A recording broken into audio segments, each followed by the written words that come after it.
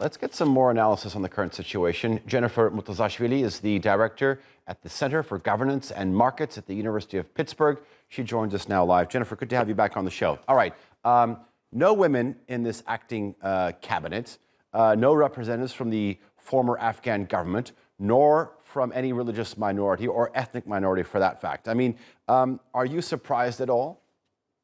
No, not at all. I think what the Taliban have done here is created an interim government. They saw growing unrest in the city, they saw growing protests, and they had no government to respond to this. So by implementing this interim government, which featured some of the most hardline figures of the Taliban movement, they were able to assert a form of control. Prior to this, there was no government. So you see, as soon as they come to power, they say that there is no ability to have unauthorized protests. Well, prior to this, there was no government. So how can you say who to authorize protests? It's virtually impossible if there's no authority established. Now there's authority established, and the first move they make is to limit the role of civil society. That's a good point you make. All right.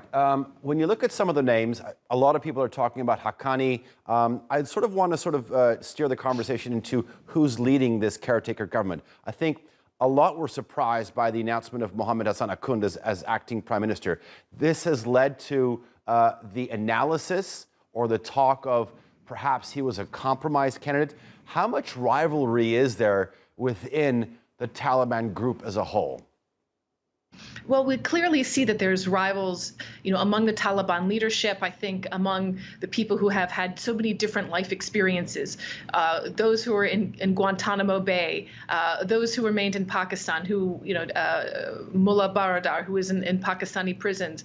I think there's a lot of discussion about the role of Pakistan in this, and those who may have been more affiliated with Pakistan after the visit of the ISI chief seem to have prevailed in the leadership of this current interim administration. But that's something I do want to underscore again. This is an interim government, and I think that the signal that is being sent right here, and this could be from neighboring Pakistan, this could be from within the Taliban, but there is a desire to show a very hard line here, which is contradicts quite significantly sort of the more moderate message that they were trying to send. It doesn't mean that they may not moderate in terms of the government they implement in the long term, but the Taliban came to power promising order.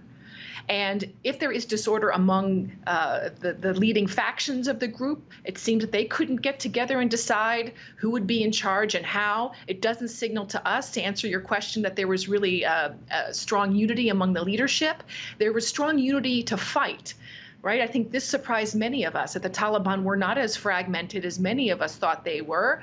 They were able to take control of the country quite easily.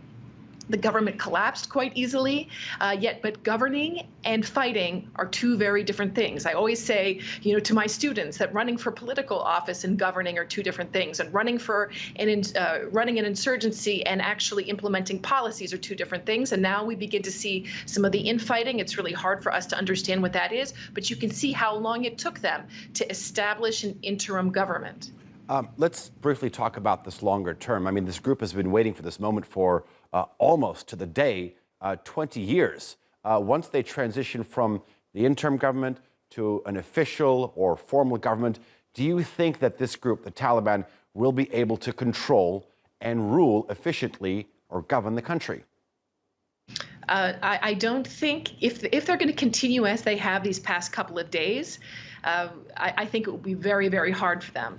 Some of the neighboring countries, I think, have bet that the Taliban will be able to impose sort of strict control, bring order to the country. This is why they became sort of exasperated with the rule of Ashraf Ghani and even with the Americans, because there was such chaos across the border. The Taliban looked as if they were going to compromise, they were going to moderate, they were going to be able to impose order. But if they are going to rely strictly on coercion, it's going to be very, very difficult for them to do. And I don't see it to be quite sustainable in the long run, and that's really the ingredient for a long-term civil conflict.